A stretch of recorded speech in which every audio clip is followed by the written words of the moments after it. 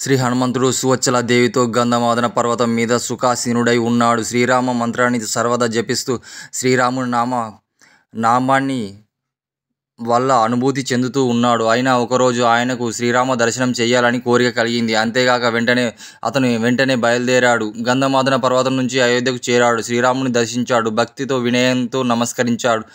శ్రీరాముని స్తుతించాడు. ఆయన మనసును గెలిచాడు. అప్పుడు సీతారాములు హనుమంతుని ఆహ్వానించారు. హనుమంతుని క్షేమ సమాచారం అడిగి తెలుసుకున్నారు. రామప్రభు మీరుండగా నాకు అంతా కుశలమే అని హనుమంతుడు అన్నాడు.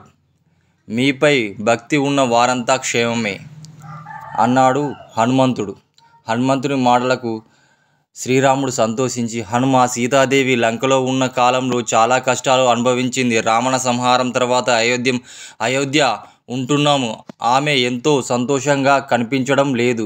నా వేలి ఉంగరాన్ని కావాలని బ్రహ్మ కోరగా ఎవరికీ తెలియకుండా ఆయనకు నా ఉంగరాన్ని ఇచ్చాను. ఆ ముద్రిక చూస్తే గాని సీతాదేవికి సంతోషం కలగదు. నువ్వు బ్రహ్మలోకానికి వెళ్ళి బ్రహ్మను అడిగి ఆ ముద్రికను తీసుకొని రావాలి అని అన్నాడు. శ్రీరాముని కోరిక విన్న తక్షణమే హనుమంతుడు అతివేగంగా బ్రహ్మను చేరాడు. హనుమంతుడు రాగానే సనక సనందులు స్వాగతం చెప్పి బ్రహ్మ దగ్గరికి తీసుకుని వెళ్ళారు. ఆయన అర్ఘ్యపాదాలు ఇచ్చి కుశల ప్రశ్నలు వేసి ఆసనంపై కూర్చోబెట్టాడు. షోడశోపచార పూజలతో హనుమంతుడు వచ్చిన కారణమేమి అని అడిగాడు.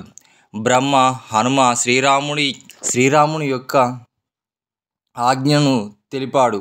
నా భక్తికి మెచ్చి తన ఉంగరాన్ని నాకు ఇచ్చాడు. శ్రీరాముడు ఆ ముద్రికను ఆ ముద్రిక చుట్టూ రోజు నేను కూర్చొని ప్రార్థన చేస్తూ ఉంటాను. రోజు నేను దాన్ని పూజిస్తూ శ్రీరాముని ధ్యానిస్తూనే ఉన్నాను. దాన్ని ఎట్లా ఇవ్వమంటావు హనుమ అని అన్నాడు. సృష్టికర్త, నా మాటలు విను. ఆ ఉంగరం మీదే. సీత సాత్వి దృష్టి ఆ ఉంగరంపై నిలిపి ఉంది. రోజుకు ఆమె కృషించిపోతుంది. ఆమె ముఖంలో సంతోషం చూసి చాలా కాలమైంది. వెంటనే తీసుకుని రమ్మని శ్రీరాముడు నన్ను పంపించాడు అంటాడు హనుమ. అయినా చతుర్ముఖ బ్రహ్మలో ఏం మార్పు రాలేదు. అప్పటి వరకు ఎంతో శాంతంగా ఉన్న హనుమ ఒక్కసారిగా తన తనువును విపరీతంగా పెంచాడు. సత్యలోకం దాటి శరీరం పెరిగిపోయింది. దశ దిశలు ఆక్రమించాయి.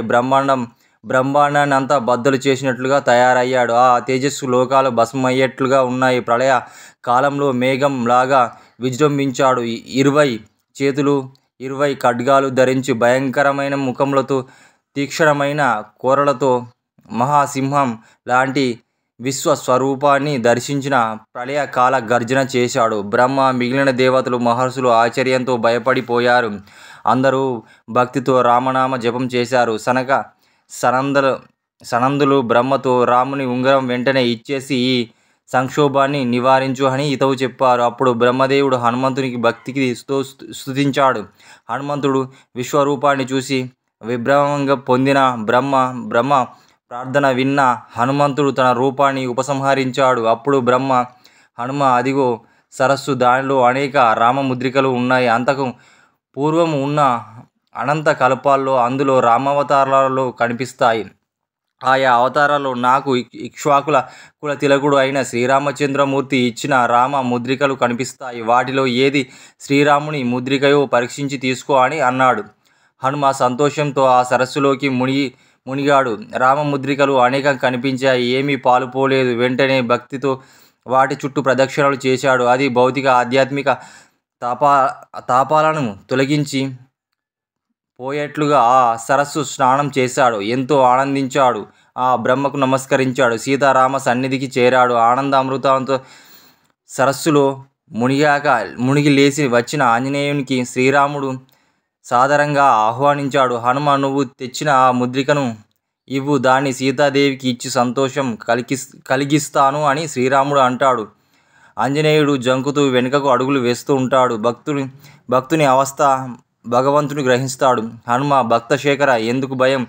నీకు నాకు భేదం లేదు కదా. భయం వదిలిపెట్టి బ్రహ్మలోకంలో నువ్వు చూసింది వింతలు తెలియజేయు అని చాలా ప్రేమగా అన్నాడు.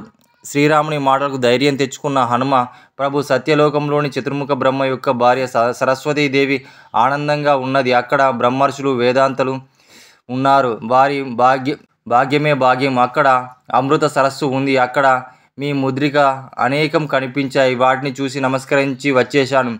బ్రహ్మ ముద్రికను ఇవ్వలేనని అన్నాడు. నాకు కోపం వచ్చింది. నా విశ్వరూపం చూపించాను. ఆ సరస్సులో ఏ ముద్రిక మీదో తెలియలేదు. అందుకే వట్టి చేతుల్లో తిరిగి వచ్చాను అని వివరించాడు. హనుమంతుడు శ్రీరాముడు హనుమను చేరుకొని, హనుమ, నీ వ్రతం సత్యభాషణలకు మెచ్చాను. నీ మీద ప్రసన్న భావం ఏర్పడింది. వరం కోరుకో, ఏం కావాలో ఇస్తా అని అన్నాడు. ఇది వరకు ఎన్నో అవతారాలు ఎత్తాను. కార్యనిర్వహణ కోసం ఈ అవతారం ఎత్తాను. బ్రహ్మ నాకు భక్తుడు. అందుకని అతని ప్రతి అవతారంలోనూ నా ప్రతినిధిగా ఉంటాడని బ్రహ్మకు నా ముద్రిక ఇస్తూ ఉన్నాను. దానిని నిశ్చల భక్తితో పూజిస్తూ సృష్టి కార్యం చేస్తూ ఉన్నాడు. హనుమ, నువ్వు మళ్ళీ వెళ్ళి అమృత సరస్సులోని ముద్రిక తీసుకువచ్చి నాకు ఇవ్వమని హనుమంతుడిని అంటాడు శ్రీరాముడు. హనుమంతుడు వెంటనే బ్రహ్మలోకం చేరి అంగుళికాన్ని తీసుకొని తిరిగి శ్రీరాముడి దగ్గరికి వస్తాడు. శ్రీరాముడు హనుమంతుడిని దగ్గర తీసుకొని, హనుమ, బ్రహ్మలోకాన్ని చూసి ఆనందించావు. అందులో రాబో యుగాల్లో నువ్వు బ్రహ్మగా ఉంటావని వరం ఇస్తున్నాను. నువ్వు